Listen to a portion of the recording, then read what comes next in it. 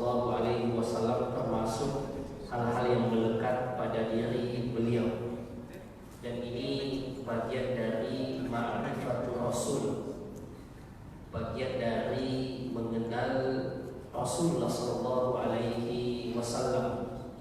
Sebagai orang beriman, ini dituntut atas setiap kita untuk mengenal dengan baik Rasulullah Sallallahu Alaihi Wasallam. Di saat begitu banyak serangan-serangan, hinaan, celaan kepada Rasulullah Sallallahu Alaihi Wasallam, dari sejak beliau diangkat menjadi nabi sampai sekarang tidak berhenti hinaan itu, celaan itu kepada Sayyidina Muhammad Sallallahu Alaihi Wasallam.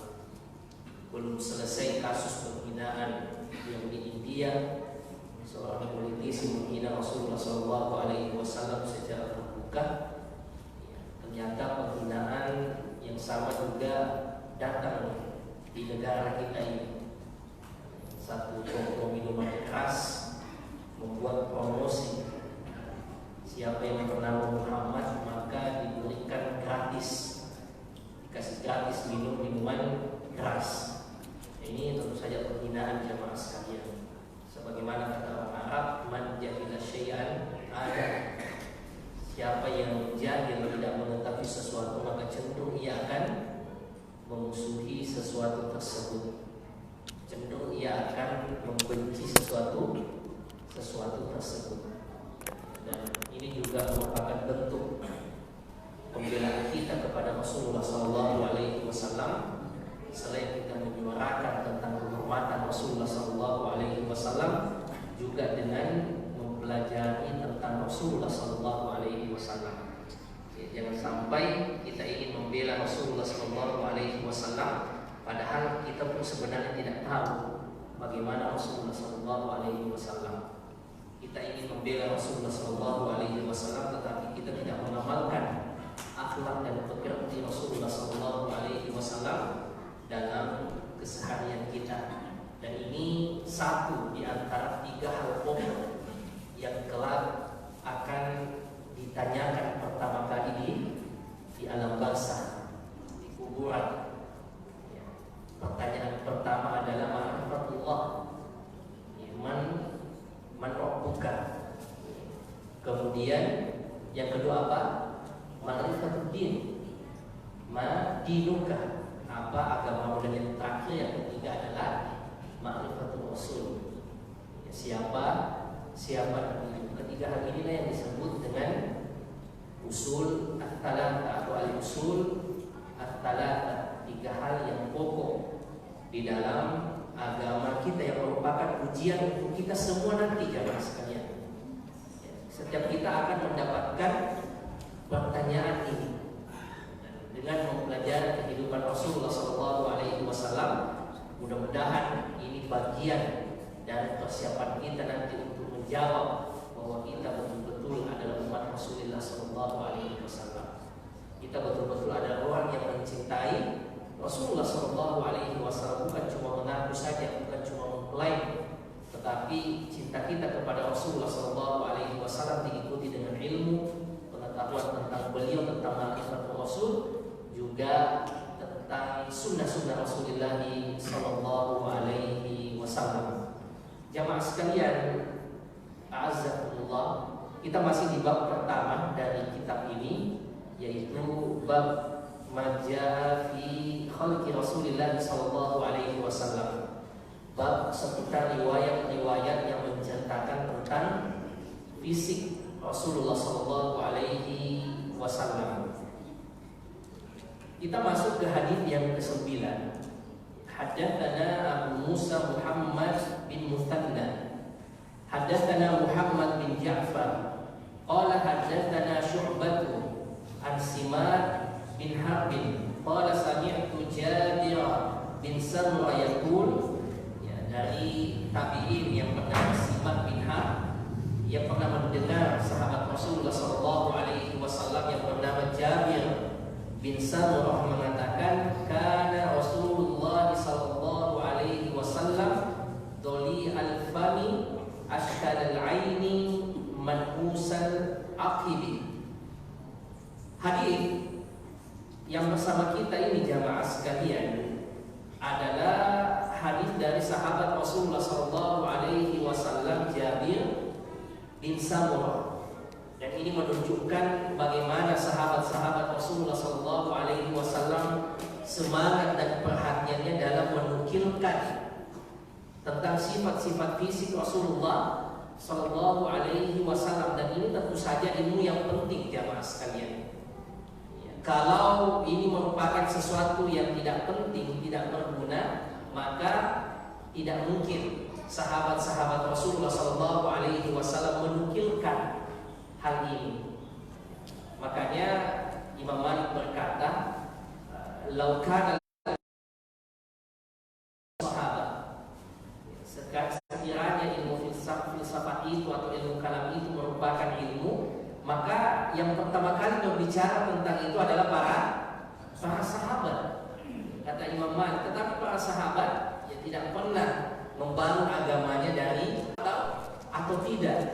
Dan di antara yang mereka nukilkan kepada kita jamaah sekalian adalah tentang sifat fisik Rasulullah sallallahu alaihi wasallam. Dan ini lagi-lagi adalah bagian dari ma'rifatul Rasul, bagian dari mengenal Rasulullah sallallahu alaihi wasallam. Jabir bin Samurah, sahabat Rasulullah sallallahu alaihi wasallam, ini juga di antara sahabat Rasulullah yang menjelaskan tentang fisik Rasulullah. Yang sebelumnya ada beberapa sahabat yang menceritakan kepada kita tentang fisik Rasulullah. Siapa yang lainnya? Yang pertama siapa?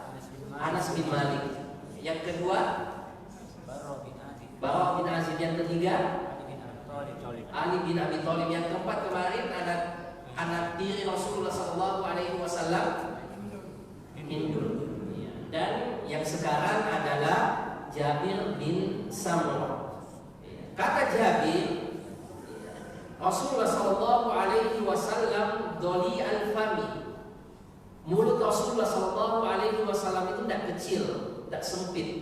Ya, dia relatif besar, tetapi besar yang seimbang, yang sesuai dengan fisik Rasulullah sallallahu alaihi wasallam. Kadang-kadang ada orang itu mulutnya kecil, sempit, tetapi Rasulullah sallallahu alaihi wasallam mulut beliau itu tidak kecil dan sempit. Laisa saghiran dhayyiqa. Mulut Rasulullah tidak kecil dan sempit. Ashkalal ain. Mata Rasulullah sallallahu alaihi wasallam. Ashkala ini ada dua penjelasan ulama.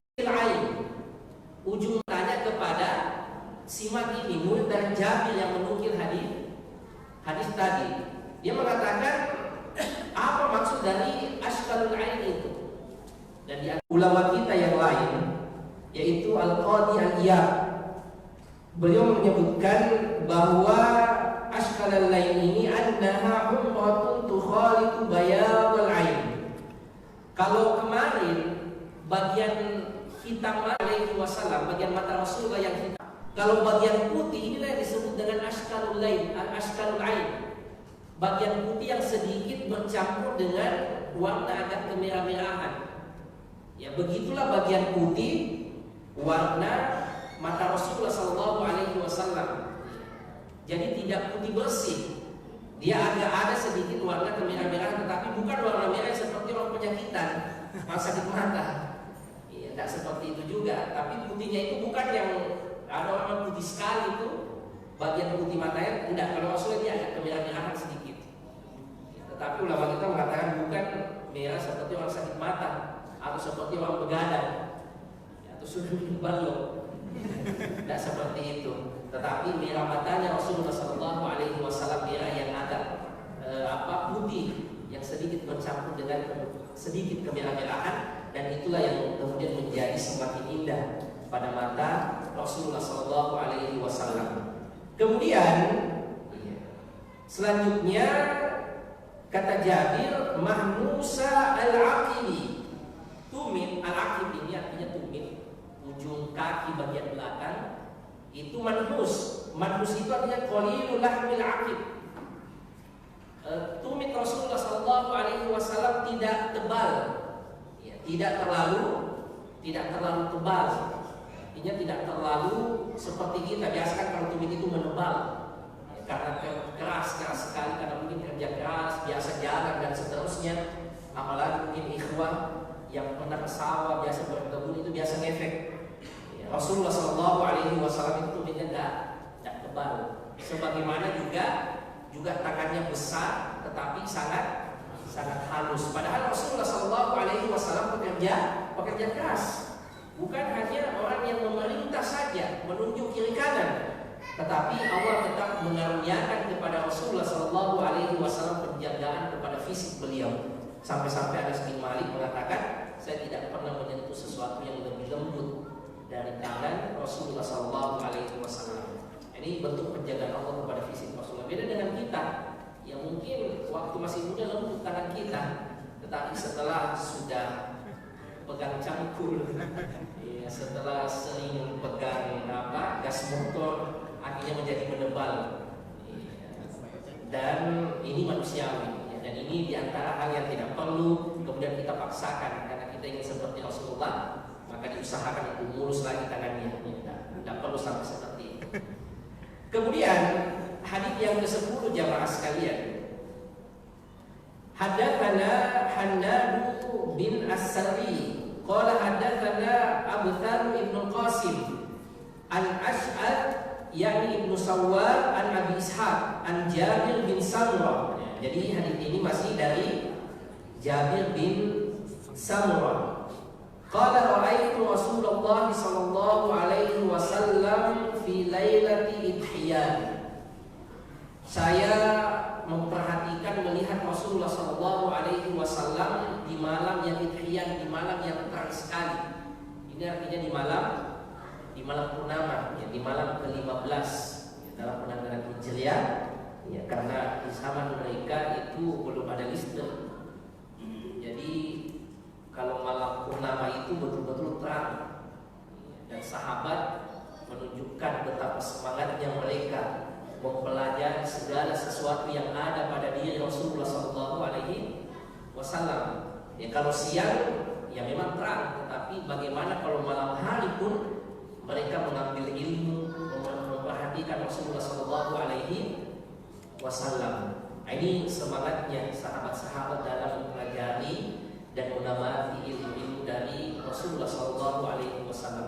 Bukan cuma puasanya saja, bukan sholatnya, zakatnya dan yang lainnya, bahkan terkait dengan fisik Rasulullah SAW itu pun beliau, para sahabat memperhatikan bagaimana gerak-geriknya Rasulullah, bagaimana fisiknya Rasulullah. Bukan juga cuma di siang hari, bahkan di malam hari pun kalau mereka punya kesempatan untuk memperhatikan bagaimana ilmu yang bisa diambil dari Rasulullah SAW dan kemudian dinukilkan kepada generasi setelahnya. Dan inilah yang menjadikan juga para sahabat Rasulullah SAW menjadi generasi yang terbaik, karena mereka adalah generasi yang paling banyak pahalanya.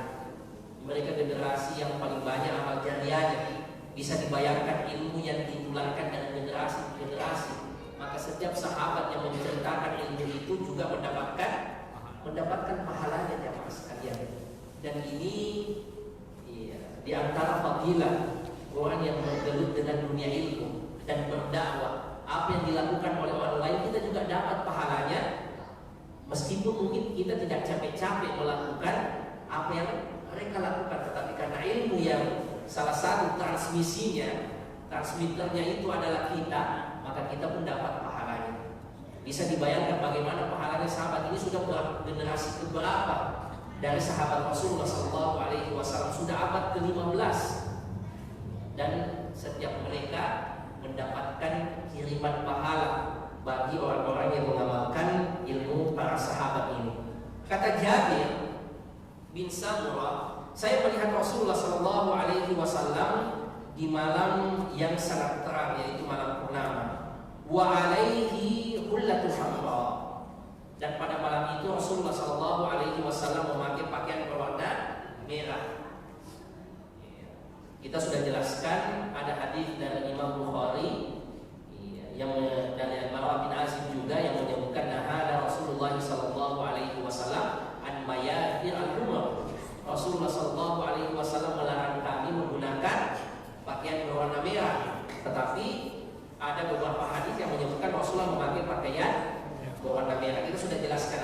ingat bagaimana caranya mentaufik dua hadis ini?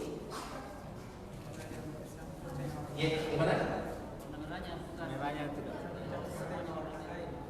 Iya, warna merahnya bukan warna merah tok saja.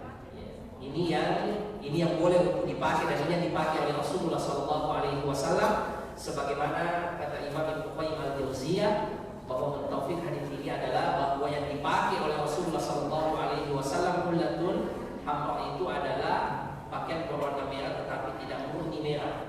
Ada warna atau motif yang lain yang tidak berwarna merah. Adapun dalam hadis Bukhari dan Bara bin Azib bahwa Rasulullah melarang kami menggunakan pakaian merah adalah warna merah yang murni tanpa dicampur warna yang lain.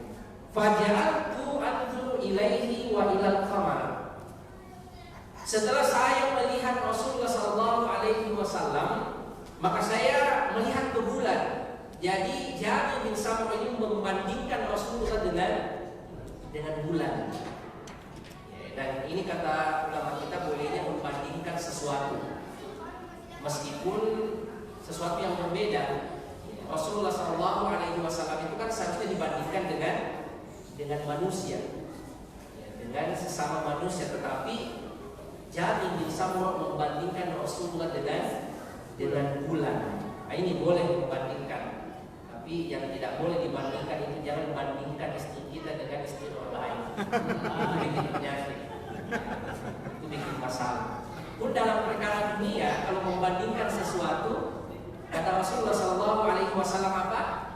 Unzuru ila man huwa asfal minkum. Kalau dalam perkara dunia jangan suka membanding-bandingkan apa yang kita dapat dengan apa yang didapat orang lain dalam perkara yang mungkin lebih tinggi orang lain dari kita. Karena kalau kita sering-sering seperti itu jamaah sekalian, kita akan susah untuk bersyukur. Walakin tanzuru ila man huwa asfal minkum. Kalau ingin membandingkan maka bandingkanlah dengan orang yang di bawah kita. Bahwa ajdaru ala tasdaru rahmatullahi alaikum. Dengan begitu kita akan lebih banyak bersyukur, lebih bahagia kita. Orang yang senang membanding-bandingkan hidupnya dengan sesuatu yang lebih baik, dengan kehidupan orang lain yang lebih baik, maka orang seperti ini yakin susah bahagia dia merasakannya.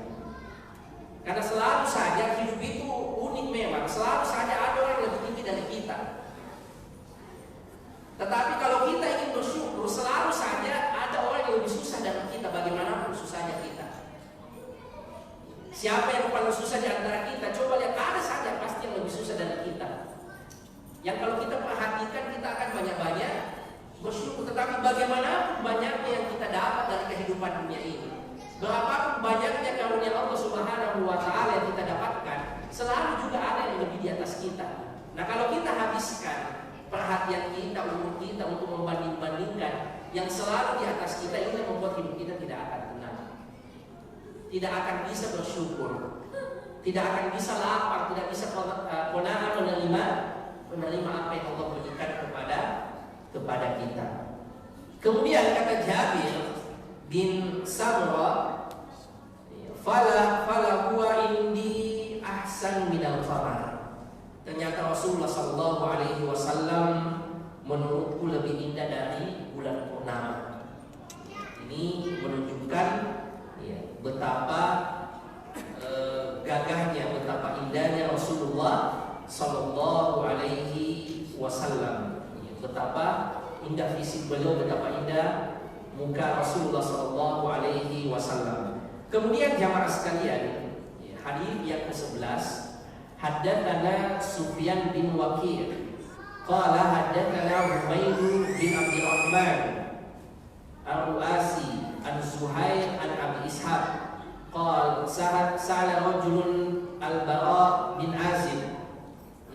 Ada seseorang yang bertanya kepada sahabat Rasulullah Bara bin Azib, akana wajhu Rasulullah sallallahu alaihi wasallam mithla as-sayf? Apakah wajah Rasulullah SAW itu seperti pedang? Kemudian Bara bin Azib mengatakan, la, tidak, bal mithlal qamar, justru seperti bulan purnama. Hadis ini sebenarnya jamaah sekalian ada unsur kelemahan, karena Imam Tirmidzi mengambil dari gurunya yang bernama Sufyan bin Waqi. Sufyan bin Waqi ini ayahnya seorang ulama besar, namanya Waqi bin Jarrah, guru dari Imam Syafi'i. Yang Imam Syafi'i pernah bermasalah dengan hafalannya, tidak seperti biasanya, maka beliau pernah mengadu kepada gurunya yang bernama Waqi bin Jarrah ini.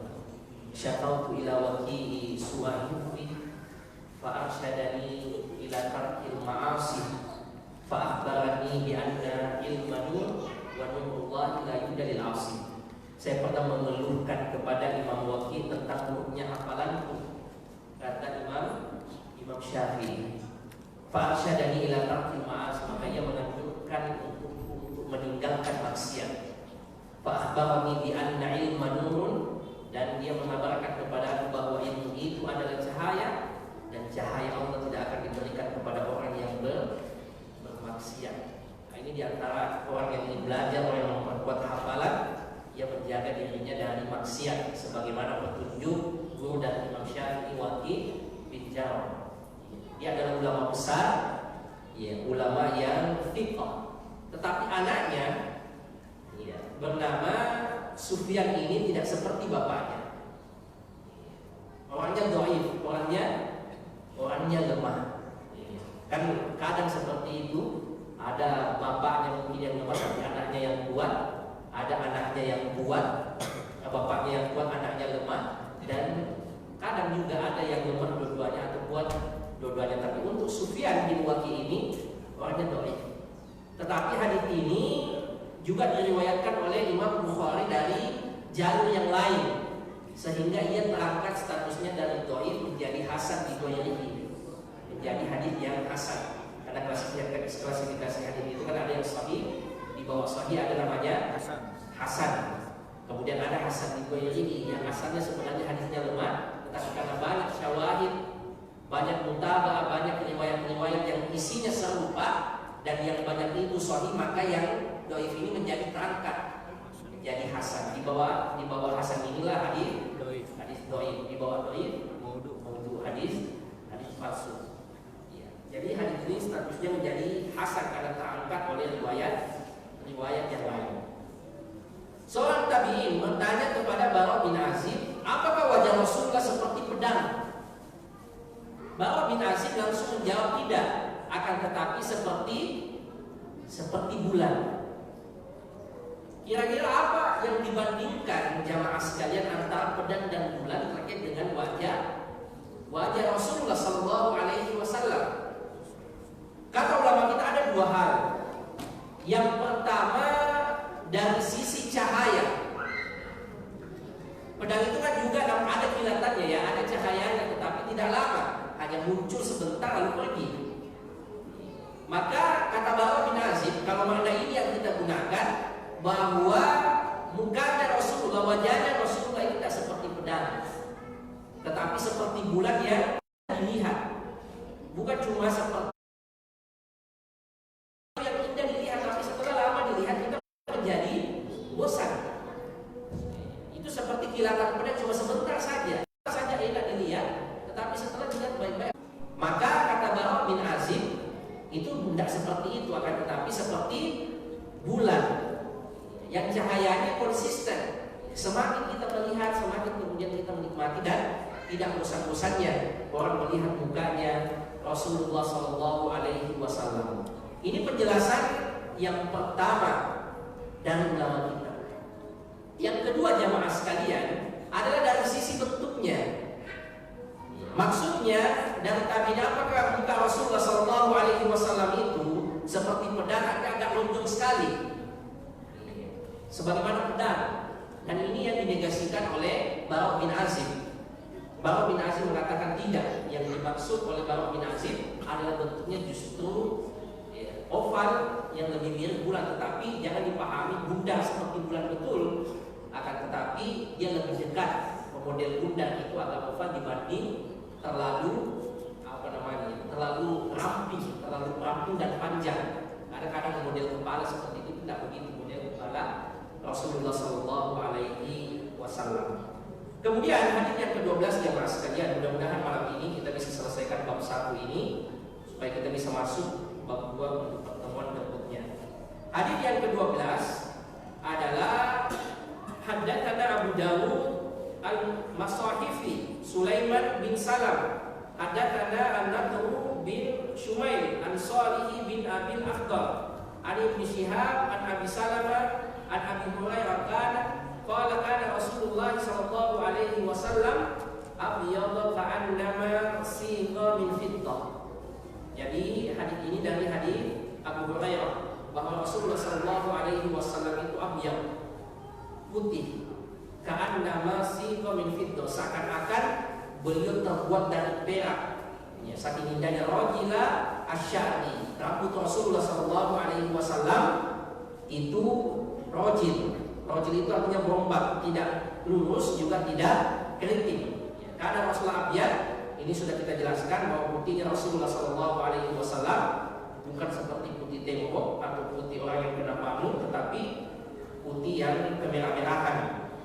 Ya, ka'annama sigha min fiddah, seakan-akan beliau terbuat dari perak. Ini bagaimana cahaya Rasulullah sallallahu alaihi wasallam auranya. Rasulullah sallallahu alaihi wasallam kegagahannya. Rajil asy'ari, rambut Rasulullah sallallahu alaihi wasallam berombak, dan ini sudah kita jelaskan. Kemudian jamaah sekalian, hadis yang ke-13. Ya. Haddatsana Qutaibah bin Sa'id qala akhbarani Al-Laits bin Sa'ad. Ini Al-Laits bin Sa'ad ulama besar, murid dari Imam Malik, ya, teman dari Imam Syafi'i, imam besarnya orang Mesir. Al-Laits bin Sa'ad an Abi Subair an Jabir bin Abdullah, dari Jabir bin Abdullah anna Rasulullah sallallahu alaihi wasallam qala, bahwa Rasulullah sallallahu alaihi wasallam bersabda, urida alayya al-anbiya, ditampakkan kepadaku para nabi, fa idza Musa darbun minar rijal. Jadi para nabi itu ditampakkan kepada Rasulullah sallallahu alaihi wasallam, dan ini terjadi pada peristiwa Isra dan Mi'raj. Bahkan Rasulullah sallallahu alaihi wasallam yang didaulat diangkat menjadi imamnya para nabi dan rasul di Masjidil Aqsa. Ya, dan ini diantara keutamaan Masjidil Aqsa, satu-satunya masjid di permukaan bumi ini yang dipakai sholat oleh para nabi dan rasul. Dan imamnya adalah Rasulullah sallallahu alaihi wasallam. Masjid yang kaum muslimin sampai hari ini belum bebas untuk sholat di sana. Ini di antara kota suci kaum muslimin, kiblat kita yang pertama, ya, Masjidil Aqsa, Baitul Maqdis. Itu Rasulullah sallallahu alaihi wasallam ditampakkan para nabi. Juga pada saat beliau mi'raj ke atas langit, di setiap langit itu ketemu dengan nabi. Maka kata Rasulullah kepada Jabir bin Abdullah, dia menggambarkan bagaimana fisik nabi yang ditemui oleh Rasulullah. Bagaimana Nabi Musa fisiknya, kata Rasulullah sallallahu alaihi wasallam, fa idza Musa darbun minar rijal. Musa itu lelaki yang gagah perkasa, tegak, kekar. Dan ini memang sifat yang disebutkan di dalam Al-Qur'an tentang Musa, al-qawiyul amin, orang yang kuat sekali. Nah, ini di antara hal yang khas pada Nabi Musa alaihissalam, itu orangnya kekar, orangnya besar, tegak. Kata Rasulullah sallallahu alaihi wasallam, darbun minar rijal, ka'annahu min rijali Sanu'ah. Seperti laki-laki dari Sanu'ah, memang yang terkenal besar dan kekar. Wa ra'aitu Isa, kata Rasulullah, saya juga melihat Nabi Isa ibnu Maryam, fa idza aqrabu man ra'aitu bihi syabahan Urwah bin Mas'ud. Kata Rasulullah, ia mirip dengan Urwah bin Mas'ud. Jadi Rasulullah menggambarkan bagaimana nabi-nabi itu yang beliau lihat. Musa itu hanya kekar, tegak, besar, kuat. Kalau Nabi Isa yang dilihat oleh Rasulullah itu mirip dengan Urwah bin Mas'ud, sahabat Rasulullah sallallahu alaihi wasallam yang terlambat masuk Islam. Nanti masuk Islam setelah perang Tabuk pada tahun ke-9 Hijriah, kurang lebih setahun sebelum Rasulullah sallallahu alaihi wasallam wafat. Yang pada waktu peristiwa Hudaybiyah, saat Rasulullah akan umroh, ini diantara utusan orang kafir Quraisy. Urwah bin Mas'ud seorang pemuka satu suku yang bernama suku Thaqaf. Makanya Urwah bin Mas'ud At-Thaqafi. Dia datang kepada Rasulullah saat itu yang belum masuk Islam, beliau belum masuk Islam. Dia berkata kepada Rasulullah, "Wahai Muhammad, tidak usah masuk ke Mekah. Nanti kalau terjadi peperangan di dalam kota Mekah, maka sahabat-sahabatmu akan lari meninggalkanmu." Padahal saat itu Rasulullah hanya ingin berumrah. Rasul memakai pakaian ihram, tidak membawa pedang, tidak membawa tameng. Ini yang membuat Abu Bakar tersinggung. Abu Bakar kemudian marah kepada Urwah bin Mas'ud ini, mengatakan, "Apakah kau mengira bahwa kami akan lari dari Rasulullah Sallallahu Alaihi Wasallam?" Urwah bin Mas'ud ini marah juga, karena seorang besar ini Urwah bin Mas'ud pemuka suku. Tetapi pas setelah ia lihat ternyata yang marah Abu Bakar, tidak jadi marah. Urwah mengatakan, sekiranya bukan Abu Bakar maka saya juga akan marah. Tetapi karena Abu Bakar paling banyak jasanya dulu, maka saya tidak jadi marah. Saya banyak hutang budi sama Abu Bakar. Nah, ini diantara kelebihannya Abu Bakar, jamaah sekalian. Bahkan sebelum masuk Islam itu dermawan sekali. Orang kalau butuh bantuan, maka orang langsung tahu datang ke rumahnya Abu Bakar. Orang tidak punya makanan, Abu Bakar selalu punya jamuan makan. Jadi orang kalau tidak ada makanan di rumah, sudah ke rumahnya saja Abu Bakar. Makanya kata Urwah bin Mas'ud, sekiranya bukan Abu Bakar maka juga marah. Tapi pas setelah saya lihat ternyata Abu Bakar, saya memilih untuk diam karena jasa-jasanya begitu banyak. Padahal saat itu Urwah bin Mas'ud belum masuk Islam. Urwah bin Mas'ud meneliti Rasulullah Sallallahu Alaihi Wasallam, kaget jemaah sekalian. Ludahnya Rasulullah diperebutkan, keringatnya Rasulullah diperebutkan, sisa air wudhunya diperebutkan, maka kaget Urwah bin Mas'ud. Sudah pernah ia ke Persia, pernah ke Romawi, tetapi tidak ada yang memperlakukan rajanya seperti itu. Maka ia pulang melaporkan kepada orang Quraisy bahwa tidak seperti sangkaannya kalau orang akan meninggalkan Muhammad. Jangankan meninggalkan Muhammad, mudahnya saja diperebutkan. Keringatnya saja diperebutkan. Kalau kita kan orang hindari, udah kita hindari keringat kita. Apalagi di zaman Covid kemarin. Kalau Rasulullah Sallallahu Alaihi Wasallam justru diperebutkan penuh dengan keberkahan jamaah sekalian. Kata Urwah bin Mas'ud, ternyata tidak seperti sangkaan saya. Tidak mungkin sahabat-sahabat Muhammad akan meninggalkannya. Saat itu beliau belum masuk Islam, dan nanti setelah perang Tabuk masuk Islam. Inilah sahabat yang paling mirip dengan Nabi Isa alaihissalam, kata Rasulullah. Kemudian kata Rasulullah sallallahu alaihi wasallam, "Wa ra'aitu Ibrahim fa idza aqrabu man ra'aitu bihi syabahan." Dan saya juga sudah melihat Nabi Ibrahim, kata Rasulullah sallallahu alaihi wasallam, dan ia mirip dengan sahabatmu. Maksudnya siapa? Rasulullah sallallahu alaihi wasallam. Jadi Rasulullah itu mirip dengan Nabi Ibrahim. Artinya Nabi Ibrahim juga orang yang gagah. Cuma gagahnya Rasulullah beda dengan gagahnya Nabi Yusuf. Makanya Rasulullah tidak mengatakan Nabi Yusuf itu mirip dengan, kata saya mirip dengan Nabi Yusuf, karena model gagahnya Rasulullah dan Nabi Yusuf itu beda. Tetapi yang mirip dengan gagahnya Rasulullah sallallahu alaihi wasallam itu adalah Nabiullah Ibrahim alaihi salam, yang nafsahu wa ra'aitu Jibril fa idza aqrabu man ra'aitu bihi syabahan bihi.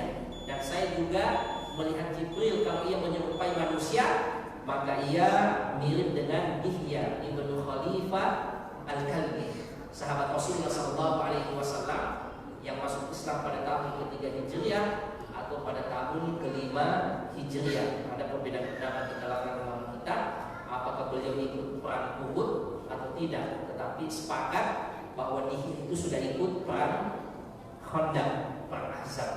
Nah, itu Jibril kalau ingin menyerupai manusia maka ia mirip dengan Dihya. Jadi fisik syahid dalam hadis ini adalah fisik Rasulullah sallallahu alaihi wasallam mirip Nabi Ibrahim. Dan secara umum memang Nabi itu semuanya gagah-gagah, termasuk kakek kita Adam alaihissalam. Tidak seperti orang-orang yang menggunakan jodoh kalau kaki mereka monyet. Kalau kaki kita orang gagah, namanya Nabi Adam. Iya. Jamaah sekalian, yang terakhir hadis yang ke-14. Iya. Hadatsana Sufyan bin Waqi'. Hadatsana Sufyan bin Waqi' wa Muhammad bin Bashar. Akhbarana Yazid bin Harun an Sa'id Al-Juwairi qala sami'tu Abu Tufail. Ada seorang tabi'in yang bernama Sa'id Sa'id al-Jurairi yang mendengar sahabat Rasul yang bernama Abu Tufail mengatakan, Abu Tufail ini sahabat Rasul yang paling terakhir meninggal. Ya, namanya Amir bin Wafilah. Beliau ini meninggal tahun ke-110 Hijriah. 100 tahun setelah wafatnya Rasulullah baru ia meninggal. Jadi kalau ditanya siapa sahabatnya Rasul yang terakhir di bumi ini, yang terakhir meninggal, inilah Abu Tufail radhiyallahu taala anhu. Dia meninggal di tahun ke-110 Hijriah. Beliau mengatakan, "Ra'aitu Nabiy sallallahu alaihi wasallam wa ma baqiya ala wajhil ardi ahadun ra'a ghairi." Saya melihat Rasulullah sallallahu alaihi wasallam dan tidak ada lagi orang yang hidup di permukaan bumi yang melihat Rasulullah selain diriku. Artinya Abu Tufail orang terakhir yang melihat Rasulullah atau sebagai sahabat Rasulullah. Karena definisi sahabat, siapa yang melihat atau ketemu dengan Rasulullah, beriman padanya dan meninggal dengan keimanan tersebut. Maka kata Abu Tufail, tidak ada lagi orang yang melihat Rasulullah di permukaan bumi ini kecuali saya yang masih hidup. Apa kata Tufail? Qultu sifuli, kata muridnya, sifatkan kepada kami tentang Rasulullah. Kata Tufail ini sahabat Rasulullah, kana abyada balihan. Rasulullah itu putih dan tampan, muqassada, dan postur beliau postur yang pertengahan, postur yang ideal. Itu kalimatnya pendek, tampan, putih, ideal. 3 kata itu saja. Dan Tufail sahabat terakhir, putih, tampan, ideal. Kemudian hadis yang terakhir, yang ada hadis yang ke-15, haddatsani Ismail bin Ibrahim bin Abi Musa ibn Uqbah an Musa bin Uqbah an Quraib. Quraib ini murid dari Abdullah bin Abbas dan gurunya Ibnu Abbas radhiyallahu taala anhu. Qala kana Rasulullah sallallahu alaihi wasallam aflajat taniyatain. Rasulullah sallallahu alaihi wasallam itu memiliki gigi yang tidak terlalu rapat. Dan orang Arab itu keindahan gigi itu kalau tidak terlalu rapat. Makanya wanita-wanita Arab jahiliyah itu dulu selalu merenggangkan giginya. Ini sesuatu yang terlarang. Allah mufallijat.